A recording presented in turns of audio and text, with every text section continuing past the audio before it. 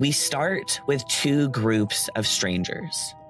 A few occupy royal circles.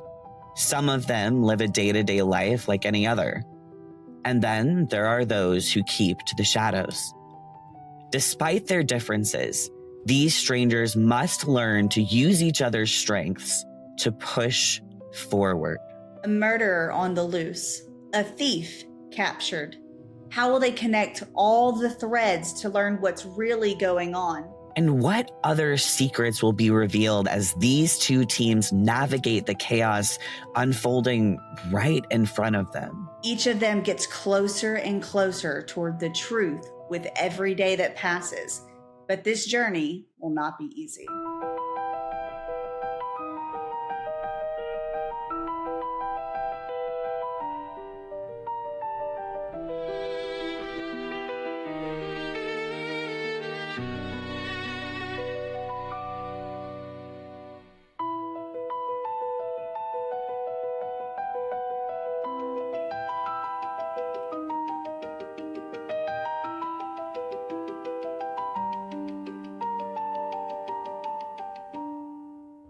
Welcome back to Tabling the Narrative, our podcast where we take a story, put it under a microscope, and talk about it. Sponsored by World Anvil. We're your hosts. I'm Jen. And I'm Sage. And in this episode, we are reviewing the most recent sessions of oathfyre. We'll start with moments highlighted by the cast, and then we'll get to know the cast members as well as their characters a little bit better. And of course, we're going to take a look at some key moments and chat about them to see if they have any deeper meaning. We also get to chat with the cast, which honestly is one of my favorite parts of the show. They can be so entertaining sometimes. Okay, hold on, Jen.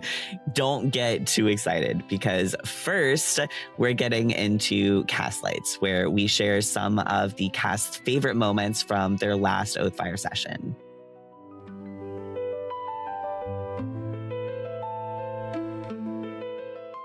All right, so the very first cast light that we're going to show you is actually a little moment for Team 1's session where we're all kind of drinking tea with Hal's character, Halim. Hal has made his way into the pantry.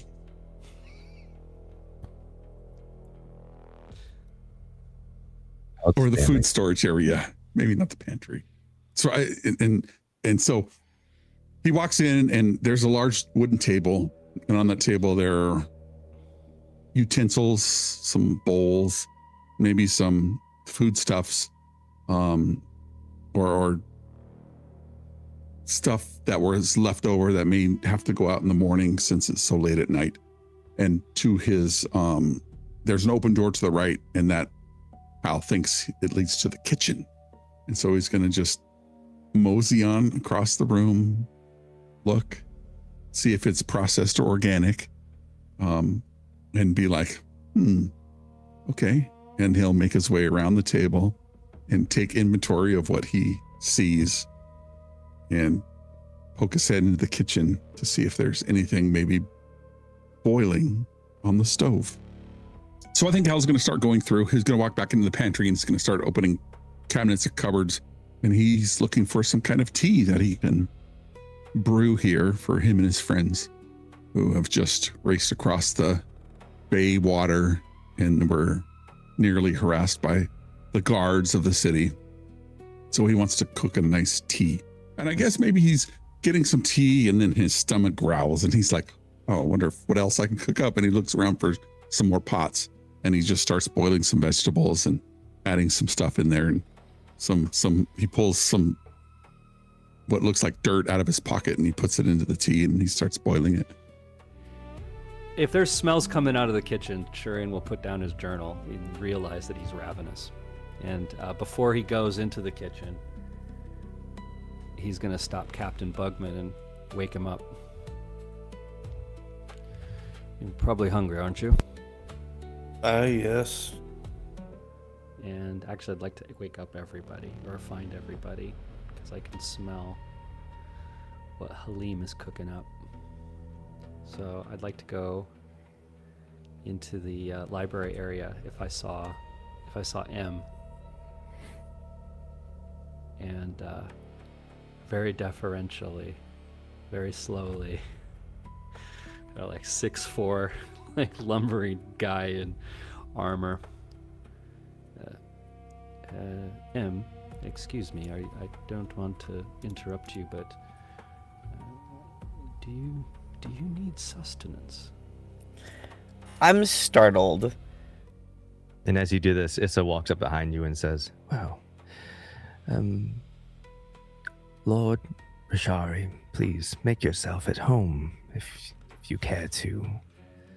What are you cooking, after all?" And she started looking over your shoulder at the dirt floating in your pot. In my tea. My friend, we're going to make some tea, and I figured boil some vegetables, and I'm not sure if you have any goat's meat here, but perhaps, you could have some of that. But at the very least, boiled vegetables and tea with mushroom seeds. But if you don't want that, and I recommend that if you're not in tune with nature, to not drink that.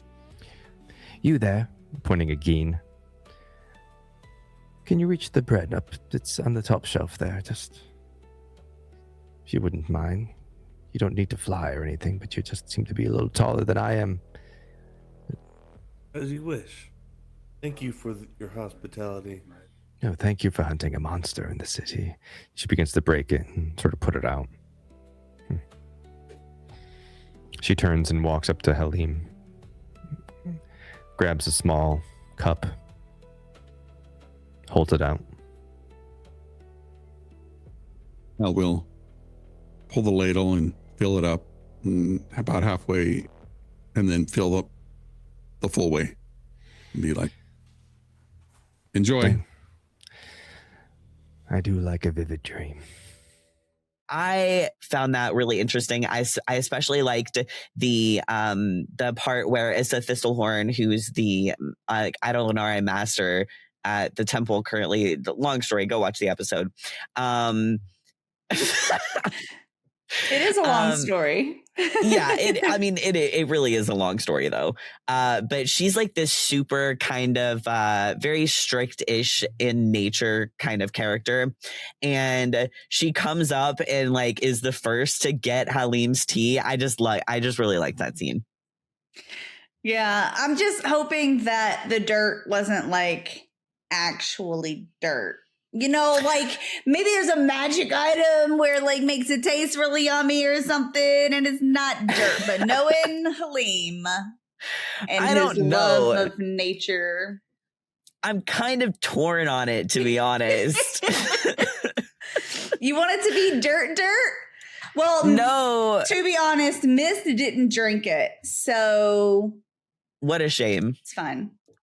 But yeah, so Shurian is actually the first person that notices the smells coming from the kitchen area and decides to individually go find each person to bring them together for, to just spend some time together around a table, eating some food. I don't know if that has significance, but you should stick around and maybe find out in the cast interview later. It might be a question.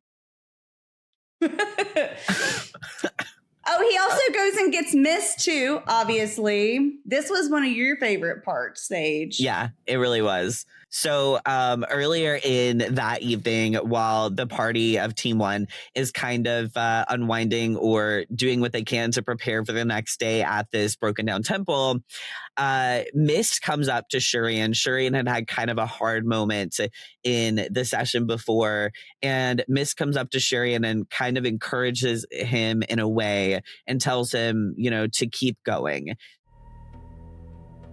There was,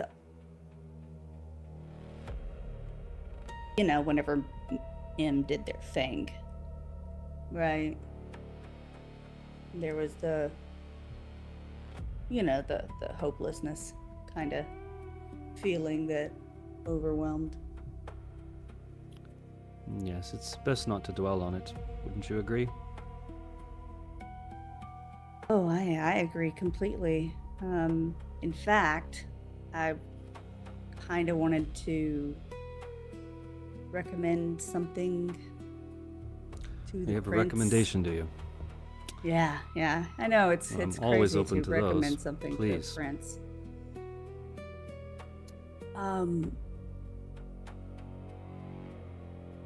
When she kind of like takes kind of a deep breath, doesn't really look at him. He's in her eye shot, but like she's looking not at his face.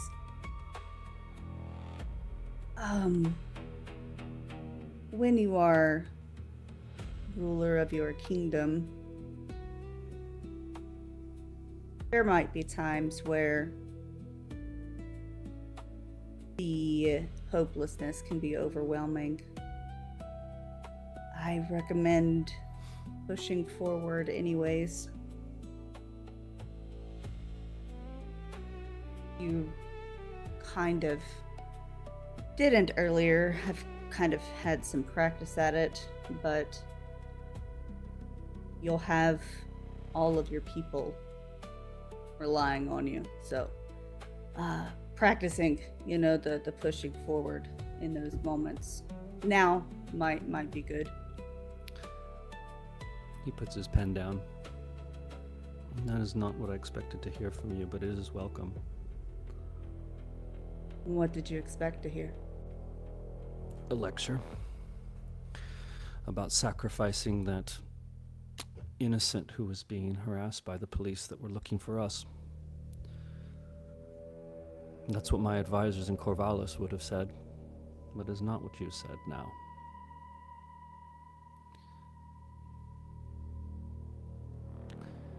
Thank you, Mist. I will consider your words carefully. I really liked that scene because it was really a bonding moment between Shurian and Mist. So another one of our cast highlights was just as a party, Team 1 kind of conversing and understanding the quest that we have ahead of us. We're going to talk a little bit more about what that means when we get into the archive section. But if you want to hear a little bit more about how that conversation went between the party and those really cool moments, go watch the episode. Yes, because it is too much to cover in one segment. But the last cast light from Team 1 is the cliffhanger at the very end, where Hal describes the scene. In this moment, Halim, describe to me what you see in this cavern before you. This cavern, it spreads out. And it's almost like from where we enter, there seems like it's almost a semicircle, but it is pretty high, has a high ceiling where Shurian without his torch probably can't see. And then in the middle of this room, there are piles of semi-eaten bodies and these little, well, not little worms, large worms are crawling around them. And you can hear the yummo.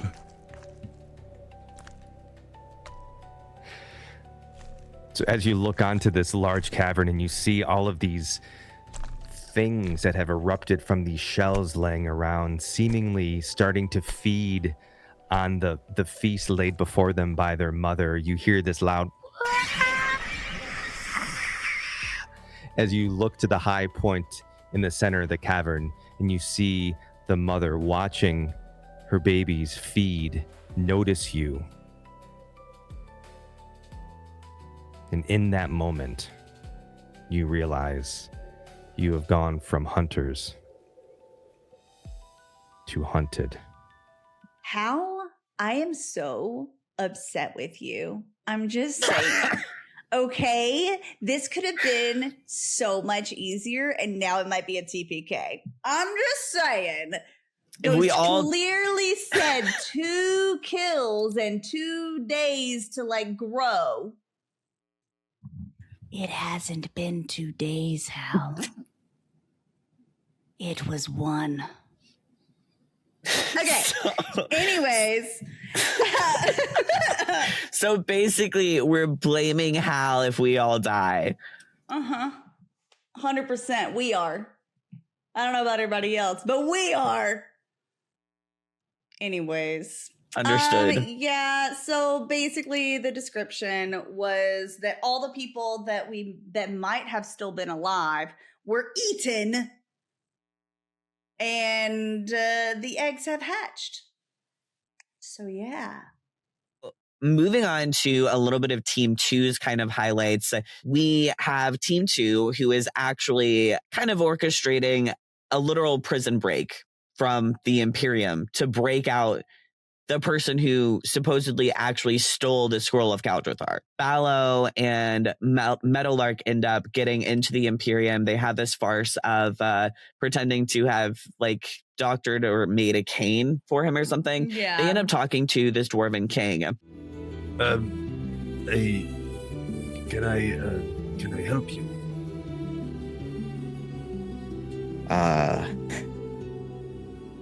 It seems like some shit's gone down, eh? He recognizes your voice. And I'll stand straight up. I'm Ballo, is that you? Of course it is. And I'm gonna put my hand out for Meadowlark to crawl into my hand and... Meadowlark hops down and stands up as a full Furbolg form, cracking their neck. God.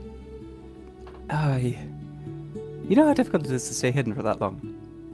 No picnic. And as you form, as your form just rises above the king. What in the... He's alarmed, to say the least. That is Cal. She is in league with the Volk and the humans. That's what they say. Oh, that's not true, as far as I know. She stole the scroll. They killed That the is Emperor. true. I would honestly question whether she stole the scroll as part of that, or she stole the scroll to keep it away from the people who had killed the Emperor. Or who were planning to, because it would probably behoove them more to have it themselves rather than have some poor provost running halfway across this god-awful city on her own with no real way of protecting herself, with no plan. Doesn't seem as well organized as an assassination attempt upon a important person. Give me a presence roll. I am going to spend a hope to add an experience disarming enthusiasm. If that's all right. Absolutely. I'm gonna use Eloquent to help an ally without spending hope. Ooh, okay. So this is a help an ally without the hope, so you can add 1d6 to your roll. The DC for this remains at 15. Let's see how this goes now. Oh. Double sixes. Nice. Whoops. Just as a reminder for our viewers, the last time Meadowlark had a critical success, Somebody died. someone lost their head. All right. Describe to me how you just eloquently and beautifully charm and convince this king that what you say is true. Honestly, I think it's on the opposite. Meadowlark has a god-awful headache. This place is disconcerting to her. The way that magic warps through this area, and the way that this place is basically built of bent force and hard stone and metal and nothing natural about it. She is peeved. They have been trying to hide in Ballow's clothing for a while, which is still quite a lot of heat and pressure, and everything is getting to be rather a lot. So they are blunt to the point of efficacy, honestly. The lack of an attempt to try and mask anything is honestly, I think, their greatest friend here.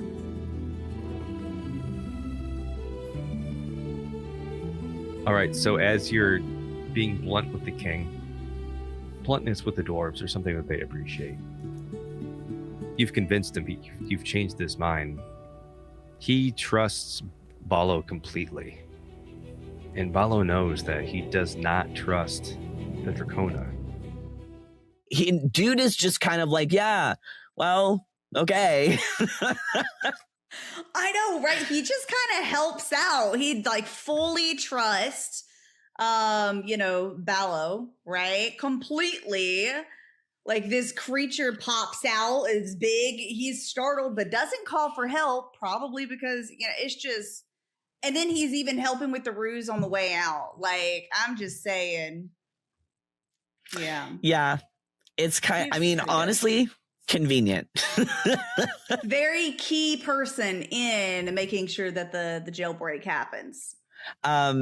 So when they leave, they end up coming out. They're talking a little bit loudly, and this NPC approaches them and is like, "Hey, you guys are kind of talking really loud and being obvious about this literal prison break." We're going to talk a little bit more about this scene later in the scene study. So our last cast light for Team 2 has to do with whenever Lev and Meadowlark were in the inn.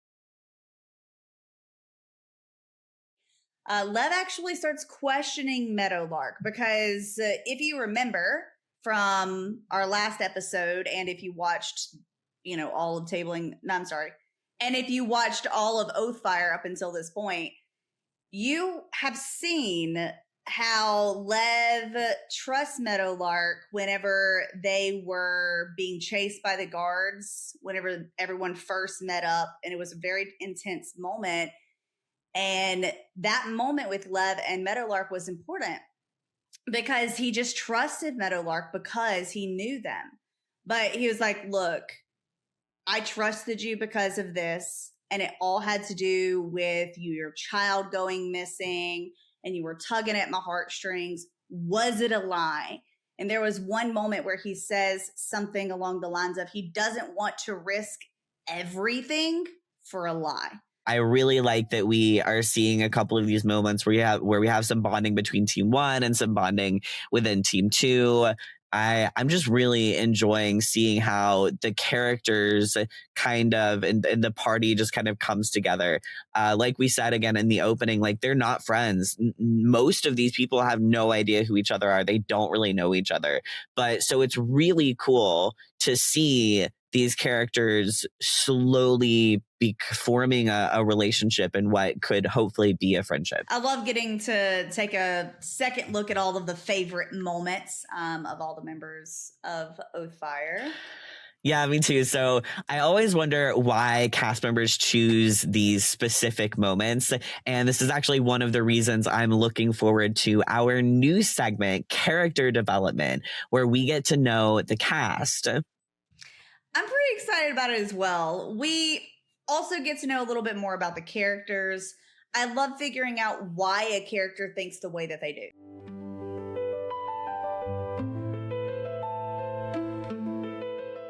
Okay, so just gonna say this so everyone knows. I asked everybody a bunch of questions, and we're just kind of pulling some of them together here for y'all.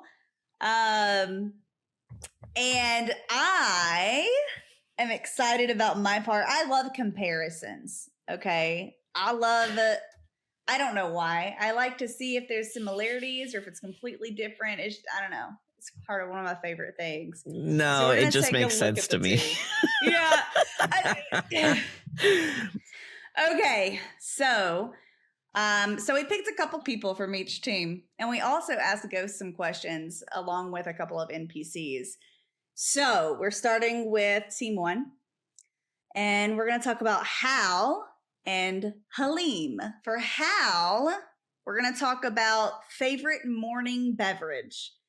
Hal's favorite morning beverage is the Bloody Mary. Yeah, likes a Bloody Mary there.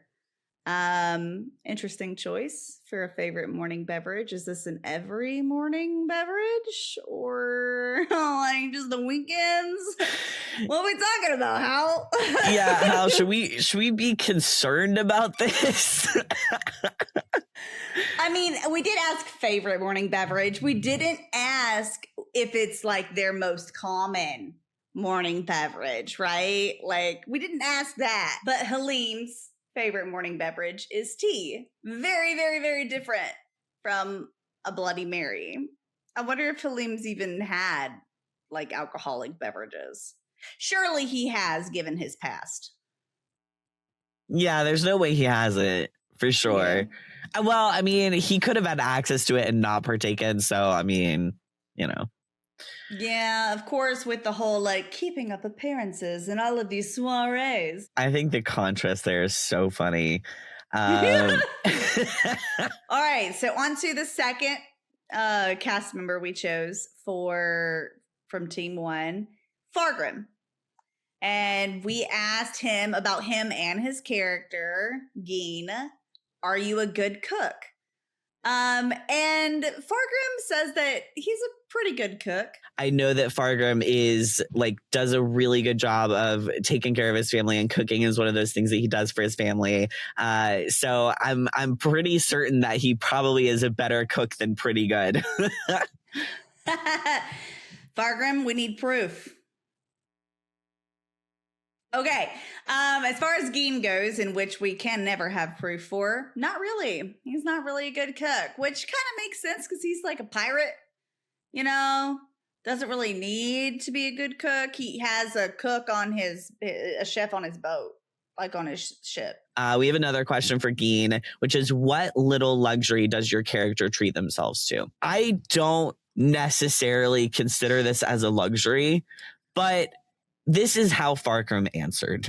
He said, taking care of Juice, they have a very deep bond since escaping the circus. So a little bit of background here. Juice is a giant beetle who is kind of, I wouldn't even say a pet, but a companion to Farkram's character, Geen. And they formed their relationship. They were kind of trapped and working through this circus. And we'll talk actually a bit about that in scene study later. Okay, so moving on to team 2. We started with Christy, who plays Raina. We asked Christy what her favorite hobby is, or what, was a hobby that she really enjoyed. And she said animation. I think this is actually really cool. Christy does a lot of animation. It's something that I know that she enjoys. She talks about it a lot. She's like definitely an animation nerd. So I think I liked that. She shared that with us. We also asked Christy about Raina. What does Raina do for fun? And Christy, of course, Raina enjoys sightseeing from somewhere high up. This is like, since session 1 of Oathfyre, this is like Raina's go-to. It's interesting to me because it's something that is kind of necessary, I feel like. It maybe to Raina, right, to protect the people, the real family, the only real family that she has right now, or that she has left. Whenever you're doing it from a scout standpoint versus you get up somewhere high so you can see this beautiful, majestic landscape of whatever it is, because nature's beautiful in like so many different, like deserts can be beautiful, ocean, trees, mountains, like so many just beautiful sights. So just getting up there and just enjoying seeing everything. All right, moving on to our second person from group 2, Zira. And we also asked about their character Meadowlark. So we asked Zira about their bucket list item, and they said finishing a few stories, that of Fairheart and that of Kip. I don't know what these stories are, but as a lover of stories, I kind of feel that, to be honest. Yeah. I get that too. Yeah. It makes sense. Completing an artistic project. So about Meadowlark, their character, we asked Zira a skill that Meadowlark is proud of that might be surprising. And Zira said that this for Meadowlark is academics. They're scarily the smart one of Team 2, which is so funny to me. I'm just remembering that scene study we did of Kale coming into the office and like shoving this scroll into Meadowlark's hands and being like, hey, take this somewhere safe. And they're like, you owe me an educational visit. Zira continued that Meadowlark is highly analytical, picks up information fast, and are pretty artsy too. I think that's really cool and spot on. And I think it really shows in how Zira plays Meadowlark too. All right, so that's it for team 2. We are moving on to Ghost, our GM. Eventually, I'll use his real name. Nah. Anyways, so favorite color is what we chose for Ghost. Issa? Is that correct? Yes. Yeah, I did it! And Bash. Okay, so this is what Ghost wrote for his favorite color. Blue. No. Green. Blue-green? Teal! So that's what he wrote. I hope that I did your internal Ghost voice justice. I guess that makes sense. It's whatever. It's the color of his little ghosty guy, probably. Issa? Yes. Okay. Her favorite. My master. Taupe is her favorite. The most bland color, probably. Boring. It fits her personality, though. Yeah. And for Bash, favorite color is amber. Okay, I'm convinced this is because amber is the color of some alcohols. right? I'm convinced. I can see it. All right. I can see it. So we also asked our GM Ghost. I'm never calling him by his real name, to be clear. I chose. So we got to choose this question for Issa Thistlehorn and the Idolinare Master. And I chose because I knew I would like the answer. What is her biggest pet peeve? So her biggest pet peeve is undisciplined behavior from Idolinare monks. Mist, I'm looking at you. She's not undisciplined. She just doesn't deal with all the uppity up, like stuff. I'm not sure this is exactly how Issa views their relationship. It just cracked me up. When I heard that, I just burst out laughing. That's so funny to me. Singling you out. You guys sure did single me out. Last of all, but definitely not least, we got to ask Bash a skill that he has that would be surprising to us. I definitely found this very interesting, which is that Bash is an experienced card player and a sleight of hand magician. It makes sense to me in a way, but it's an aspect of his character as an NPC that just hasn't been explored yet. Yeah, definitely have not seen that sleight of hand magician thing. But then again, he's been like drunk the whole time that we've known him. I told Ghost in our last interview with him, I told him I was jealous of this amazing NPC he'd created for Team 2. So anyway, I'm not like, I am kind of, but not really. I'm just excited to see where things go with Bash. Yeah. It's going to be really cool. Yeah. I love getting to know what's important to the players and their characters. Dream vacations, hobbies, skills. There's so many things to learn about them. Okay, so if we did focus on things like this in the story, I think there would be other things to consider. What do you mean? Okay, so with like learning skills, do you need an academic school to learn your skill? And if so, then which one? Where's the best one? If we're talking about things like vacation, right? Where's the best vacation spots? Is it in this port city? Like, where are we talking? Or if we're talking about things we enjoy, then even details like what are the different like regional luxury goods? I do see what you mean, but that's a lot of information for one person to try to remember. But worldanvil.com is an amazing toolkit that makes information like this a lot easier to record and even access later as you're building the story. So on World Anvil, this episode of Tabling the Narrative is sponsored by World Anvil, by the way. So on World Anvil, you can actually create an interactive map that could help with answering all of the questions that I was just talking about before, right? So after you create the map, you could just like click the city's marker if you made one to bring up all of the information you added about that location. So this could be things like attractions to trade goods, transit options, and anything else, really anything else that you find helpful to your characters, your story, or your world. You can create your own world codex to organize all of the details of your world in whatever way fits your needs. So if you are looking for a single system just to consolidate all of the information about your world, you can go to worldanvil.com and start building your interactive map there. And right now, if you use the code GHOSTLIGHT, you can get any yearly membership for 51% off. We also added a link in the description for you. World building is also great for lore and timelines, which is super helpful when looking at the types of things that we're about to talk about next in the archive.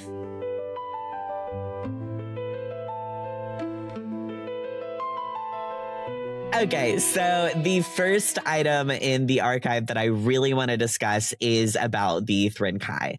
So Issa Thistlehorn, who again is the master of the Idolinare, in terms of Teen 1, right, explains that the Thrinkai are from another plane. a divine realm, which is actually the first divine realm. And I want to give a throwback back here to one of the last episodes of the Shattered God, where Aaron, the god, the creator god of Arendor, actually shows up and is like, hey, sorry, I've been guarding this door. It's called the Vault of the First Flesh. And there's these creatures inside. They're my first creatures. They're kind of like failed creatures. Anyway, so Isil gives a little bit of background on that. And we know at this point that a Thrinkai, the Vornicraith, has actually killed the Emperor.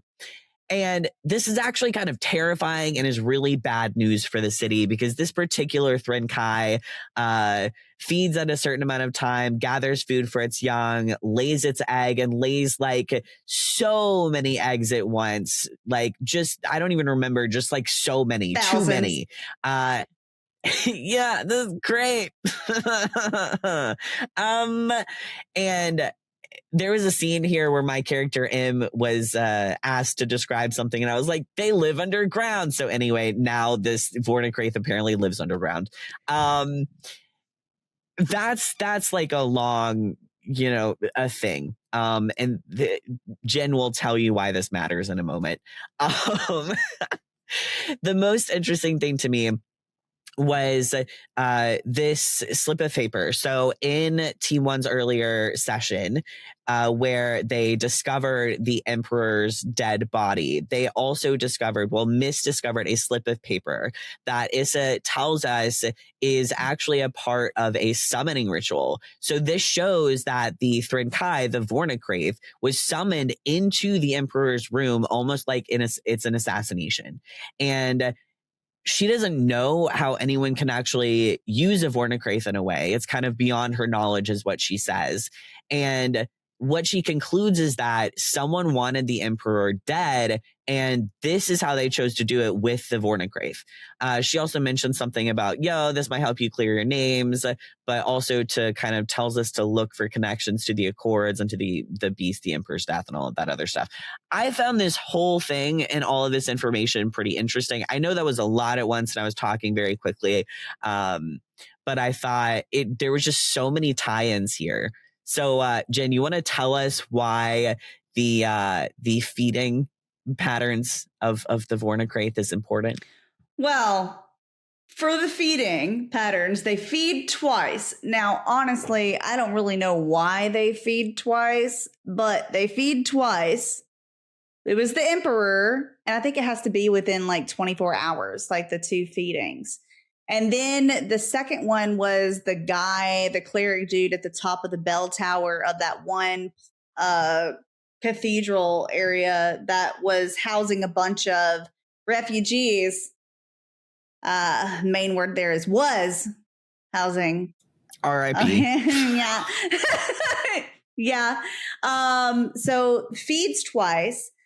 And I'm assuming at this point that within the Vornicraith's biology, because Thrinkai are not of this world, their biologies are completely different. There's lots of people looking into the different biologies of different Thrinkai and probably trying to figure out things about them to make it easier to kill them or find them. So a lot of people are probably looking into the different biologies of them. But this one, once it feeds twice, I'm assuming that's whenever the process of being able to lay the eggs happens. Because, I mean, whenever a normal human is like having a kid, they got to eat just a little bit more, and it gets the food from the mother. So it's probably some sort of biological process that then allows them to lay their thousands of eggs in a single litter. But I wanted Fun. Yeah. Yeah. Help. Please. So one thing that I found a little bit interesting from this as well has to do with, also the feeding, before I go into that and I get distracted and sidetracked. The feeding of the newborn Vornicraiths, they're supposed to be in their eggs for 48 hours, which we already mentioned. in a previous segment. But anyways, so calling you out, Hal. Just a little bit again. The summoning of the Vornacraith, right? Being from the little piece of paper, something of note is that it is an Idolonare. That is extremely important. Okay, so whoever summoned this Vornacraith speaks and writes Idolonare, and it was used in the summoning ritual.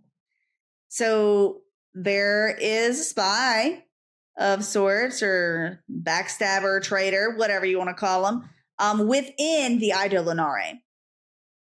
And also, I just want to say, if you're trying to plan an assassination attempt, that is not this person's only plan.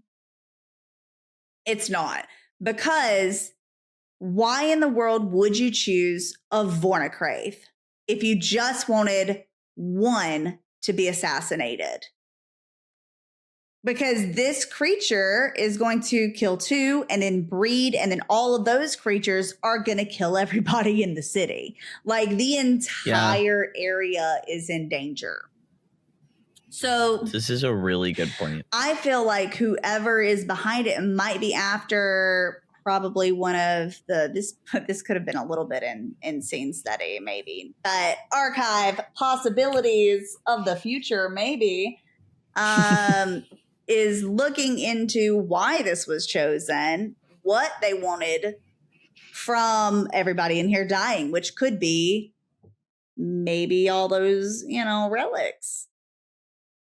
Speaking of relics, okay, so when Ballo and Meadowlark go into the Imperium to meet with the King of Dwarves in secret, before they leave, the King of the Dwarves gives Ballo what's called an infinity bag. And this was like basically the king's purse, apparently, but it had a specific, maybe not a relic, but a divine item inside. I think there are some really powerful divine items out there. I don't trust any of this, and I'm really curious and kind of wary to see how it all comes together and how these divine items play a part in our story. Fingers crossed. Yeah, and for me, one of the things about the Emperor being the one requesting these items from all of these kingdoms is we don't know if the idea actually came from the Emperor. We know that the Emperor is the one asking for it, but it could have been the second in command, which might have been the murderer of it all, right? So, like, what does he want with them? Like, because the Emperor's dead. The Emperor's doing nothing with those items. So he's not really a threat, right now. But yeah, so I don't know what's going to happen with these items either. And I want to know what the plan for them was. Hopefully we'll find out and we'll be able to add another segment of the archive all about that. For the record, I'm losing my mind because there's so many strings and threads here. We have Kale supposedly stealing the scroll of Kaldrathar. There's this whole plot with the Gilded Saints trying to get it into the right hands, hide it, protect it. We have the Emperor dead, Biathrin Kai that an Idolonare summoned. We have these relics or these divine items at least coming into play. We have so many things behind the scenes. Like who are these things related? Did the Archmage of the Imperium actually kill the Emperor? Was he involved? Like, who's guilty? Who's not? How do we clear our names? Like, I'm losing my mind over here. Anyway. WorldAnvil.com could help with that. You're right, though. So, like I mentioned, there's really so much information here about this specific Thingcry on top of these items of divinity popping up everywhere and a million other things that we couldn't even put in this archive segment if we wanted to. I know, right? And I'm not sure if we're going to make it through the fight with the Thingcry. Yeah, I'm also not sure. I mean, I hope so. And Team 2 also has a battle on their hands for sure. Plus, we also don't know when those divine items are going to come into the picture. We have no idea. I wonder how everyone else is feeling about our odds. Okay, well, why don't we ask them in our next segment? We're going to head straight under the table to chat with a couple of members of our cast.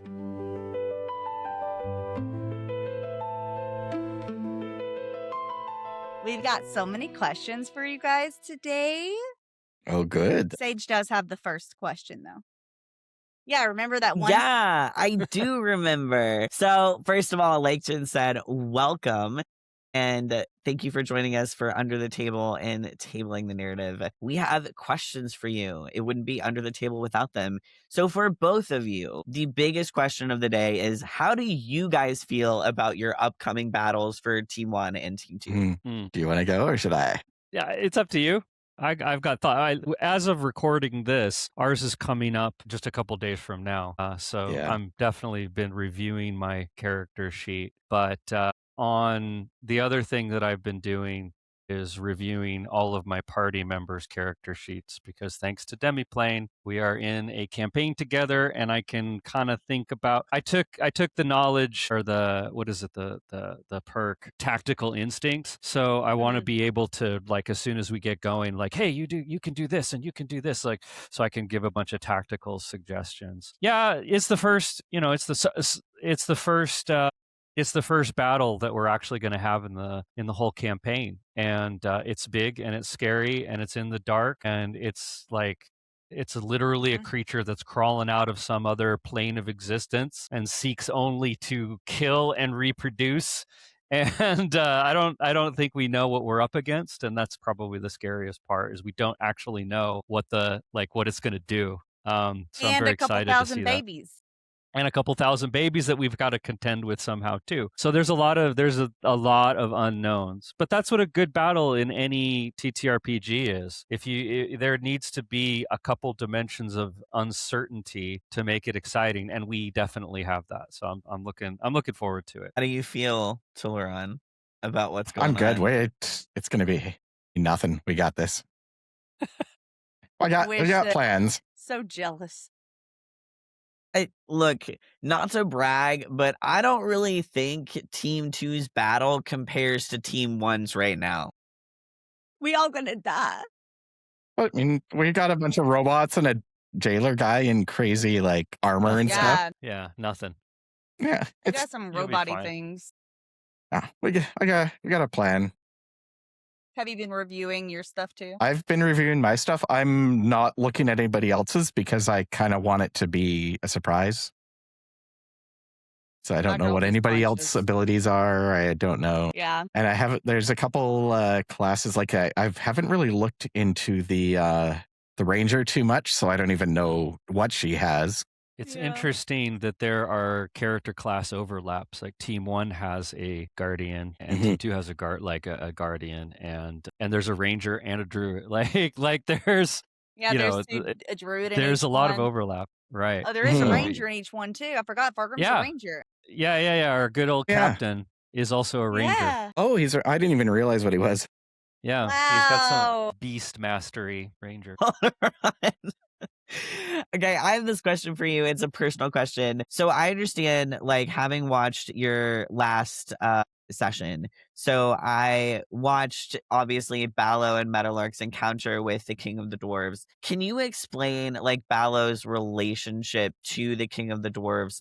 As a representative, what is his function and association with the king? So Ballo has spent the last 20 years, basically since the Shattering, living with the dwarves. I'm not going to get too deep into the why, but basically things were going bad already. Then the Shattering happened, and it hit their region pretty hard. That's why they didn't come up and help during the big battle, is because they were pretty devastated. Basically, one of the king's advisors, he kind of took Ballo in to help him, and then to have Ballo help out with what all was going on, then kind of took him on as a protege. And it was originally going to train to become the replacement. But then when these Accords started the planning for these accords started happening, they realized they'll need a representative on the council. So that's what Ballo is going to do instead, is once the agreement happens, he would become the representative for Belgar on the council. So he wants this to happen so he has a nice cushy job where he can travel a lot. Honestly, that's pretty great. So, going a few sessions back, out of curiosity, what was Ballo really thinking when he convinced Dipper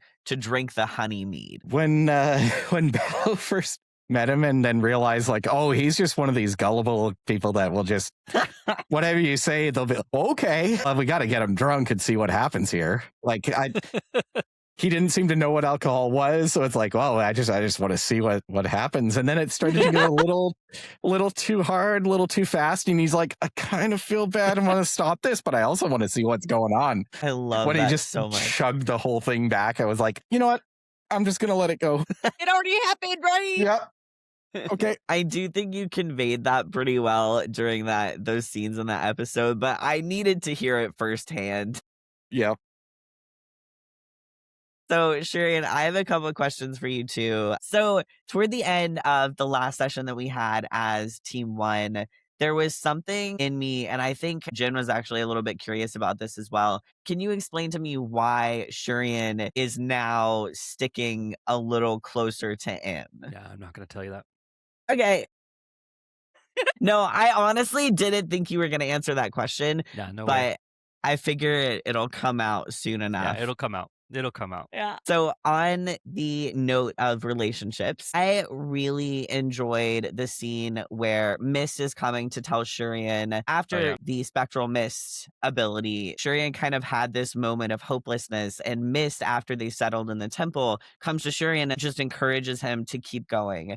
What was Shurian like thinking about this encounter in general? That was that was one of our first scenes, and it just played like something out of a TV show or a movie. Like Jen played it perfectly. It gave me a lot to work with. So for the last 4-5 years, he's had a bunch of advisors around, just telling him how to do this, how to do that, and even people that he likes are getting on his nerve, and no one's trusting him to make his own judgments. And so he's in defense mode when everyone wants to give him notes and feedback. He's just like, I can't take it anymore. And so he was expecting a lecture from Mist, and she didn't give it to him, right? She instead said probably something that he had not heard since childhood. It caught him by surprise. And so it played out later. Halim was making the funky tea. I had to go get Mist and say, hey, can you come back? And one of the things we were talking about, it's like Shurian knew it was okay to just, tell her, like, you can knock off the formality when it's just us. Like, because he could see he's starting to understand who she is, and that was something that was actually really subtle and powerful from Shurian's point of view. Even though it was kind of a basic scene, it actually meant a lot for a number of reasons. So yeah, Jen, thank you for that. Like, it was a great scene, both of them. Yeah, I'd been looking forward to that because I was like, as soon as the other one ended, I was like, I have to talk to him about this. Mist was like, okay, so he's like a prince, and I've already tried avoiding talking to him previously at the inn whenever he approached her, and she was like, you have a little bit too much spotlight on you. So we're just gonna step back here. She didn't really know how to talk to a prince necessarily, but she still had her duty is basically to protect the world. And it's a pretty heavy duty. And she knows that he has the duty of representing and protecting his kingdom and every person in it. So she knew that he needed to grow in that area. Like, there's going to be times where, you're down, but you have to keep going. That's what was going through her mind Nice. at that time. But Very yeah. good. So on the topic of Shurian, I want to understand Shurian's psychology a little bit better, because in this situation, Shurian is a prince. He's potentially the next in line to the throne of Corvallis, and then suddenly he's accused of murder. What really is going on inside his head? So the thing to remember with Shurian is that he was not born a prince. He did not know he was a prince. He was born into the nobility, but he was like the third son of a remote baron. He knew that his position in life was basically to be a knight in his brother's keep for the rest of his life. And he was okay with that. And the Corvallis has, of course, a military academy. And so he had to go there. And while he was there, one of his final training missions, there was an incident where his whole group was attacked and he was the only survivor. And that when he got back, he was never the same. That's when he came back to the keep. He's having problems for a year or so with, drinking every night. But like I always said, Shurian always wakes up early for sword practice. And then Emily Pond shows up and says, "Oh, by the way, you're actually the son of the king." And then he got involved subtly in court politics. So he's always straddled two worlds. So in that way, it's not something that's new to him, but being on the outs, being hunted, that is. But the thing is he's in fight mode, right? One of the things that he has learned through training is when the world gets too big and too complex, you make your own world mentally small. So that's why he's so focused on just taking down this one monster. Because out of all the complexities of everything going on, that's the one thing he can easily understand. That's the one thing that he doesn't have to process. It's a big, scary monster that's going to kill people if they don't take it down. Everything else, whatever will be, or he'll have to deal with it later. But it's all about, keeping his head just on one thing, because if he starts thinking about everything all at the same time, he'll, actually, there's this perverse part of him that really enjoys this because it's something that's very clear. Yeah. Psychologically. I think all of that makes really good sense. I love that you have that in-depth understanding of Shurian. I'm starting with Teleron. So from, I believe, the first or second-ish episode, whenever you met Dipper, and Dipper mentioned that you seemed familiar, what was your initial reaction to, him saying that? Did you have what was going on in the brain? Me or Bella? Well, they did not specify which person, so you can tell us both. Me? I know exactly what's going on. Ballo? No clue. This guy drunk off mead maybe recognizes me. Okay. Yeah. I'm pretty recognizable. The big orc wearing fancy, colorful clothing with a big whip. Okay, so when you decided to join the fray on the side of Lev and the others, was he already previously kind of considering options because of what Lev had said while they were walking towards the stage? Kind of both. Lev had said, stop, and he seemed to be talking to nobody, and Bella was he was also his attention was being split because when he goes into Dipper vision, he doesn't see or hear anything in his own side. So he has to jump over there, then jump back, then jump over there, then jump back, and trying to do it while running through a crowd of people. It's he was a little focused on that. Then Lev had said something and he kind of caught that and was like, wait, what? And then looked down and looked through Dipper's eyes as he jumped out from hiding to risk his life for the, was it a gnome or halfling or something? He is just a little guy. Just a little guy. And Dipper's an elf. So the height difference, obviously, there's no mistaking. Yeah, he has a similar colored hair, but there's 3 feet difference? There's no way you mistake that. I think Lev kind of stopped him, and then seeing that happen, he's like, no, that's not fucking cool. Okay. So this one's obviously from Zira. Is there a deeper history? Something about an interaction with a knife juggler, but I don't even remember that. Was it 2 seconds do you remember?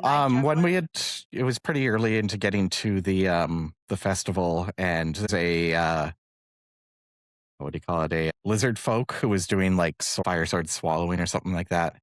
Mm-hmm. I went over to watch him.